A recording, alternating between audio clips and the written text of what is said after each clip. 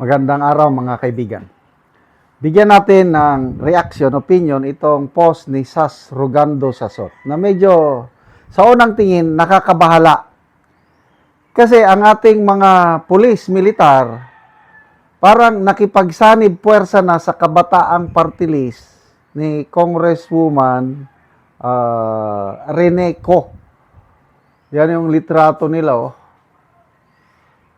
Kaya, title dito, Security Forces, University, LGU, Kabataan Party List, Unite for Kalinga Youth Development. Tapos ang nag-post is ang Philippine Army, 5th Infantry Division. So, tingnan mo, wow, parang hindi ako makapaniwala na itong Kabataan Party List, klarong front ito ng CPP, NPNDF eh. Yan ang mga taga-recruit ng mga estudyante magpunta sa mga university yan para mang-recruit, para mag-OJT sa bundok hanggang maging ano. So ano ba tunay na nangyari? Nakipagsanib puwersa na ba ang ating kapulisan, militar sa makakaliwang Kabataang Party List na sumisira sa kinabukasan ng ating mga kabataan? Ito yung ni-research ko, post ni General Orlando De Leon.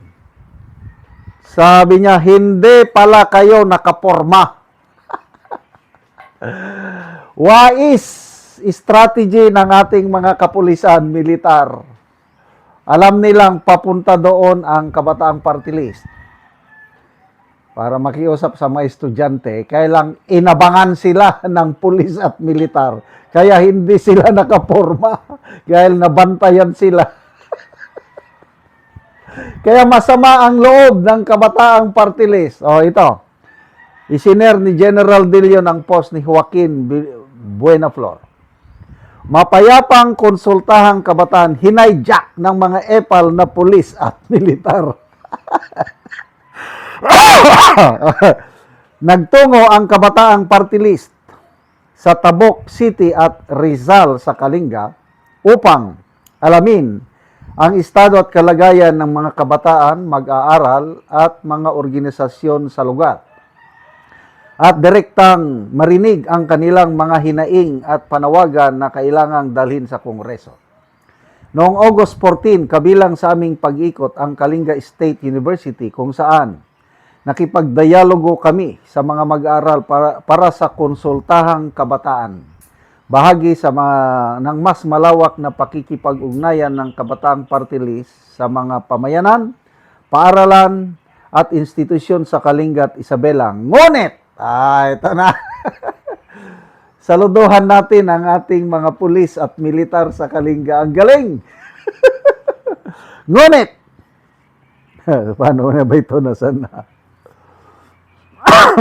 Sa aming pagdating sa Kalinga State University, hindi namin inaasahan ang matinding presensya ng pinagsanib na puwersang pulis at militar sa loob mismo ng campus. Nandun na ang mga pulis at militar. Sa mismong courtesy visit namin sa administrasyon ng State University, naroon ang commander ng 5th Infantry Division at chief ng Kalinga Police Provincial Office kasama ang kanilang mga tauhan.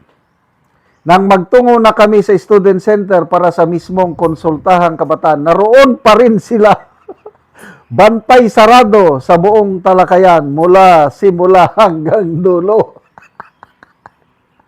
At pagkatapos nito, saka naman maglalabas ang 5th Infantry Division ng pahayag na di umano nakipag-unite ang Kabataang Party List sa AFP at PNP para sa isang genuine and lasting peace, community resilience, and shared purpose para sa kabataan. Nais linawin ng Kabataang Party List na hindi kami nakipag-unite sa AFP at PNP. Ang AFP, PNP, sila ang constitutionally mandated institution to protect the state, protect our kabataan. Tapos kayo, Kabataan Party List, ayaw nyong makipag-isa sa pulis at militar. So ano kayo? Booking. Iba ang inyong motibo. Naisahan kayo. Wow! Oh, hindi kami nakipag-partner sa kanila. Bagkus, pulis at militar pa mismo ang nagpasimuno ng mga mapanghamak na red tagging poster. Oh, hindi namin hiniling ang kanilang presensya sa aming konsultasyon. Correct! But trabaho yan ng pulis at sundalo, pangalagaan, proteksyonan ang mga estudyante para hindi sila ma-recruit, dalhin nyo sa bundok. Simula pa lang, sa pagdating ng Kabataan Party List sa opisina ng KSU, nandun na, inabangan na kami.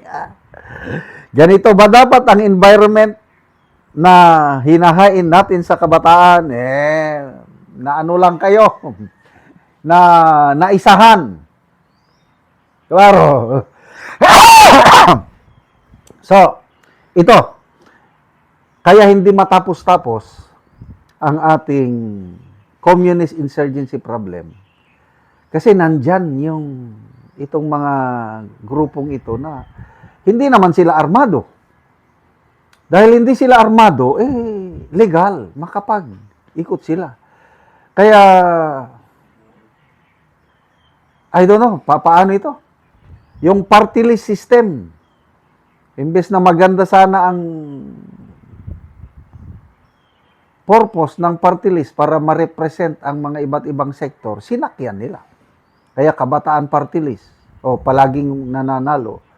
Raul Manuel, ito, Renico, sino na naman sa susunod. Tapos, nakaka-recruit sila, mamaya, ang estudyante na nag-aaral, ang mga magulang, bigla na lang mabulaga, patay ng kanilang anak. Kaya, I don't know, kung hanggang kailan matapos itong panlilin lang nila na pagre-recruit sa mga kabataan. Kailan? Kasi, kung mayroong kasing corruption, kung bad governance, hindi natin ito matatapos.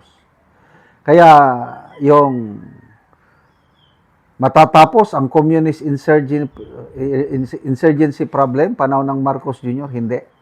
Dahil may corruption. Mawawala lang itong mga makakaliwa kung magkakaroon ng good governance. Kasi ang dahilan kung bakit sila mamundok, ang dahilan bakit may mga estudyante na magalit sa gobyerno, dahil sa bad governance. Kaya I hope sa next administration ni BP Sara, President Sara, doon natin matutuldukan ang communist insurgency problem na ito. Salamat mga kaibigan sa inyong pagsubaybay sa channel nito.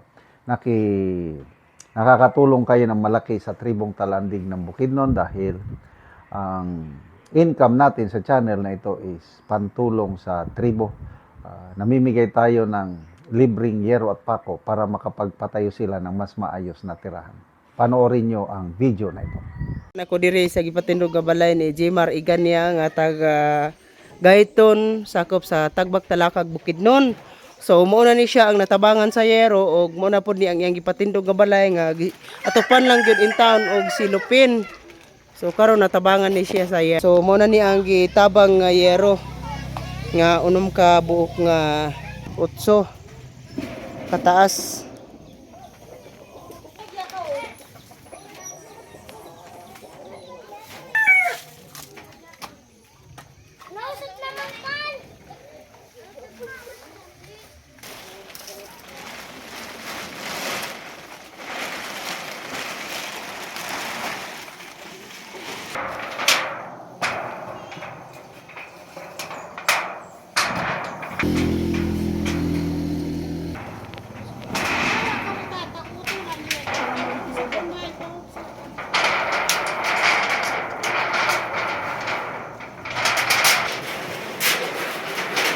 Kukulang sa trabaho ng tayo.